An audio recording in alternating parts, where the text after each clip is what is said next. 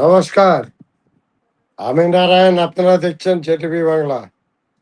আজকের আলোচনার বিষয় হচ্ছে বাংলাদেশিরা দলে দলে আবার বাংলাদেশে পাড়ি দিচ্ছে। বর্ডারে জমায়েত শুরু হয়ে গেছে, যেরকম এসআইআর সময় হয়েছিল। হাজার হাজার বাংলাদেশি রোহিঙ্গিয়ারা বর্ডারে গিয়ে জমায়েত হয়েছিল এবং বিএসএফ এর দ্বারা পুশব্যাক হয়েছিল। ঠিক সেরকম ভাবেই ভারতীয় জনতা পার্টি পশ্চিমবাংলায় জেতার পর মাননীয় শুভেন্দু অধিকারী যখন বলল যে বাংলাদেশি রোহিঙ্গিয়ারা যত তাড়াতাড়ি পারো কিচ্ছু নেই, ভাগো, এবার দেখে নিন। আমাদের দেশে আমরা ফেরত যাচ্ছি। আচ্ছা, এটা আমাকে বলুন, বিজেপি সরকার আসার কারণে কি ফিরছেন? ওই বিজেপি সরকার আসার কারণেই তো এই এনআরসিটা শুরু হয়েছে না। এনআরসিটা যখন শুরু হয়েছে তখন তো আর যারা বেআইনি ভাবে তো একটা দেশে থাকা যায় না। গরিব মানুষ এসেছিলাম, এখানে পেটের দায়ে এখন থাকতে পারিনি, চলে যাচ্ছে। আচ্ছা, এই বাংলাদেশ থেকে কবে এসেছিলেন? এই 3-4 কিভাবে এসেছিলেন? এসছিলাম, এমনি চলে এসছিলাম, কাউকে ধরে না, এমনি পার হয়ে চলে এসছিলাম লোকেদের। সেটা সেটা হচ্ছে সেই এইদিকে কোথায় ধামাখালি না কি, এইদিকে ধামাখালি? এইদিকে। এটা বলে নদী পার হয়ে এসেছিলেন? আচ্ছা, পরিবারে কতজন ছিলেন আপনারা? এই তো আমাদের, সবাই চলে এসেছিলেন। এখানে কি করতেন? আমি ওই রাজমিস্ত্রি কাজ করতাম, রাজমিস্ত্রি কাজ করতেন। আর ডকুমেন্টস, লক্ষ্মীর ভান্ডার, সুযোগ সুবিধা এইগুলো আমাদের। কেউ পেতেন না? আচ্ছা, আর এই যে ভোটার কার্ড ছিল? ভোটার কার্ড আমাদের ছিল, কিন্তু ওইগুলো এবার কাজ হয়নি। আচ্ছা, এই এসআইআর এর নাম্বার দিয়েছে? দিয়েছিলাম, ও আসেনি ওসব। না, আমি আমাদের ওসব কিছু হয়নি। এটা বানিয়েছিলেন কিভাবে ভোটার কার্ড?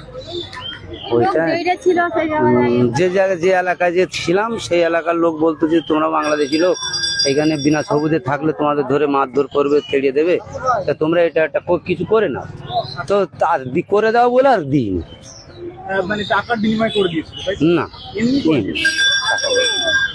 গরিব মানুষ আমাদের কাছে। তৃণমূলের নেতারা বলতো না যে কয়টা বাংলাদেশি আর কয়টা রোহিঙ্গিয়া কাউন্টিং করে বলুক। অমিত শাহ কাউন্টিং করে বলুক,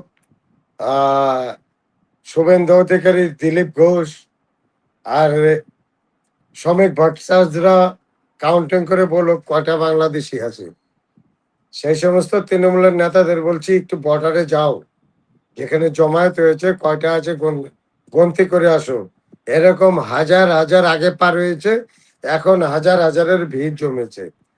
আরো কিছু ভিতরে রয়ে গেছে, যারা ভাবছে যে এই কোন রকম কাজ চালিয়ে নেবে, পারবে না, সবাইকে যেতে হবে। তবে হ্যাঁ, এখন আবার একটা নতুন খেলা শুরু হয়েছে পশ্চিমবাংলায়।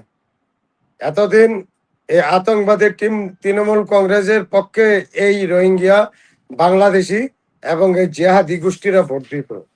এখন আবার শুরু হয়েছে একটা নতুন ট্রেন্ড, সেটা হচ্ছে কিছু নিজেকে বুদ্ধিজীবীর সিল সাপ্পার মেরে ঘুরছে। সেই সমস্ত বুদ্ধিজীবীরা বলছে, অর্থাৎ আরবান নকশাল, যাদেরকে আমরা আরবান নকশাল বলে চিনি। হ্যাঁ, আমি একটা কোশ্চেন করতে চাই। কোশ্চেনটা হলো, এখন যখন বাংলাদেশিরা বর্ডার পার হতে চাচ্ছে, আবার কিছু বাংলাদেশি কিন্তু পশ্চিমবঙ্গ ছেড়ে অন্য অন্য স্টেটে আসছে, ওইটা কি বিজেপি দেখবে? পশ্চিমবঙ্গ সরকার দেখবে যারা পশ্চিমবঙ্গ ছেড়ে অন্য অন্য স্টেটে চলে যাচ্ছে? অন্য স্টেটকেই দেখতে হবে। পশ্চিমবাংলা একটা অঙ্গরাজ্য ভারতবর্ষে, তো একটা ফেডারাল স্ট্রাকচার আছে, যার জন্য পশ্চিমবাংলার যে প্রশাসন, সেই প্রশাসন বাইরের রাজ্যে হস্তক্ষেপ করতে পারে না। বাইরের রাজ্যে হস্তক্ষেপ করতে গেলে সেই রাজ্যের প্রশাসনের অনুমোদন চাই। তো এই ফেডারেল স্ট্রাকচারের যে একটা সিস্টেম, এই সিস্টেমের জন্য অন্য রাজ্যে পশ্চিমবাংলার পুলিশ হস্তক্ষেপ করতে পারবে না, সেটা সেই রাজ্যকেই দেখতে হবে। পশ্চিমবাংলার পুলিশ ইনফরমেশন তো করতে পারবে না অন্য রাজ্যকে, যে তোমাদের এখানে গেলে হ্যাঁ, তোমরা হ্যাঁ, হ্যাঁ, সেটা পারবে যে আমার এটা কি রাজ্যে করবে? এরকম এরকম ছিল, এরা অন্য রাজ্যে চলে গেছে বা কোন রাজ্যে গেছে, সেটা খোঁজ খবর লাগাতে পারবে এবং অন্য রাজ্যের সহযোগিতা নিয়ে ডিপোর্টও করতে পারবে। ডিপোর্ট আমার এবং কাছে তো আমার পুষব্যাক কাছে করতে রিপোর্ট পারেনি। আমার কাছে রিপোর্ট আছে, আমার কাছে যতটুকু আছে, দিল্লি, নয়ডা, গুরগাঁও, জয়পুর, 4টা জায়গায় প্রচুর বাংলাদেশি আছে। ওদিকে ব্যাঙ্গালোর। হ্যাঁ, সবচেয়ে বেশি আমার মনে হয় ব্যাঙ্গালোরে আছে। সেই জায়গায় অবশ্য বর্তমান হস্তক্ষেপ করা অসুবিধার কারণ হচ্ছে ওখানে একটা রাষ্ট্রবিরোধী শক্তির সরকার চলছে, জাতীয় কংগ্রেস নামক। এই রাষ্ট্রবিরোধী শক্তিটা মুসলিম লীগের সঙ্গে আহ, মুসলিম লীগের সঙ্গে অ্যালায়েন্স করে কেরালায় সত্তায় আসছে, সরকারে আসছে। তো এই যে একটা রাষ্ট্রবিরোধী শক্তির সঙ্গে অ্যালায়েন্স করে এই যে সরকারে আসে, সেই জাতীয় কংগ্রেসের দ্বারাই এই বাংলাদেশি আর রোহিঙ্গা মুসলমানদের পুশব্যাক করা বা ডিপোর্ট করা কোনোটাই সম্ভব না। সেহেতু ব্যাঙ্গালোরেরটা আমি বলতে পারছি না, তবে হ্যাঁ, রাজস্থান, নোয়াডা, দিল্লি এটা করলে করতে পারে পশ্চিমবাংলা সরকার। আলোচনা করে এদেরকে ফেরত পাঠানোর ব্যবস্থা করতে পারে, অর্থাৎ পুশব্যাক করার যে প্রক্রিয়া, সেই আমার প্রক্রিয়া আমার নিশ্চিত কাছে করতে পারে। আমার কাছে যা রিপোর্ট আছে, নয়ডা, গুরগাঁও আর রাজস্থান, জয়পুর, এই এতটুকু ক্ষেত্রের মধ্যে আমি যতটুকু আমার কাছে রিপোর্ট আছে, যে 500 থেকে 1000 বাংলাদেশি আছে একটা কন্ডাক্টরের কাছে। সেই কন্ডাক্টর অলরেডি জেলে বসে আছে, কোথাকার কন্ট্রাক্টর সেটা? পশ্চিমবাংলার। ওনার মেন কাজ পশ্চিমবাংলার হলো কোন জেলা, বাংলাদেশ থেকে, কোথায়? হ্যাঁ, বাংলাদেশ থেকে নিয়ে আসবে। আর এইদিকে নিয়ে আসার পরে কিছুদিন রাইখে আধার কার্ড, ভোটার কার্ড বানাবে, পাঠায় দেবে এদিকে। এই ওই কন্ট্রাক্টরের নাম ঠিকানা কিছু জানা আছে কি? নাম ঠিকানা তো অনেক কিছু জানা আছে, মানে নাম ঠিকানা, শুধু নামটা জানা আছে। ঠিকানাটা কোম্পানিতে প্রেশার দিলে বের করতে পারবে। হ্যাঁ, তো পশ্চিমবাংলা সরকার আপাতত কয়দিন হলো 20 দিন হলো। আগে আগে দেখা যাক কি হয়, তারপর প্রয়োজন পড়লে আমরা পাবলিশ করব সেই কন্ট্রাক্টরের নাম, ঠিকানা এবং ওনার যে সোর্স, বাংলাদেশ থেকে কিভাবে লেবার নিয়ে আসে এবং বাংলাদেশে আবার কি করে পাঠায়, এই সমস্ত এদের যে নেটওয়ার্ক, এই নেটওয়ার্ককে খোলাসা করব আগামী দিনে। ঠিক আছে, আপাতত নতুন সরকার, দেখা যাক কি হয়, তারপর আগামী দিনে করছি এই ব্যাপারে আলোচনা। তবে হ্যাঁ, এখন যেটা বর্তমান আলোচনার বিষয় হচ্ছে পশ্চিমবাংলার যে রাজনীতি সমীকরণ, সেই সমীকরণ কিন্তু ধীরে ধীরে বদলে যাচ্ছে।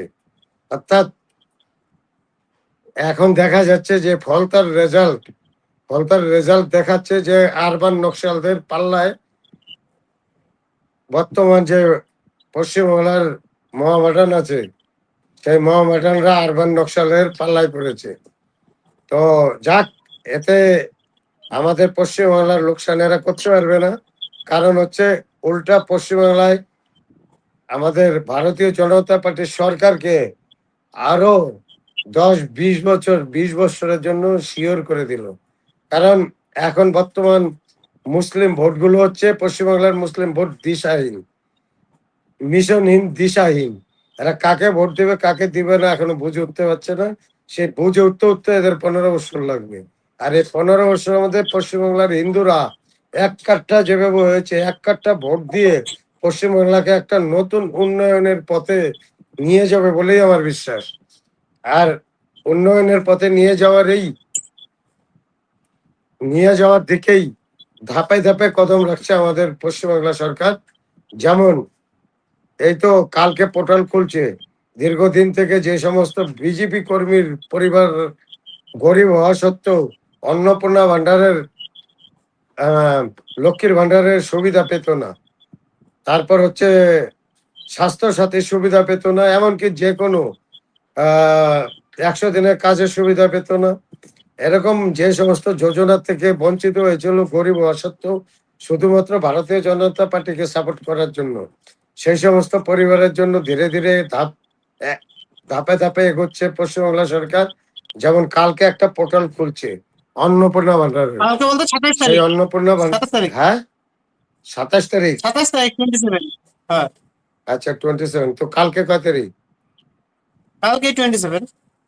হ্যাঁ, তো কালকেই তো খুলছে। কালকে বলতে আমরা তো ভিডিওটা পাবলিশ কালকেই করব, তার মানে আজকে মনে আচ্ছা করো ভিডিও, ভিডিওটা আমরা কালকে তার publish করব। মানে হ্যাঁ ভিডিওর হিসাবে আজকেই পাবলিশ ইসে।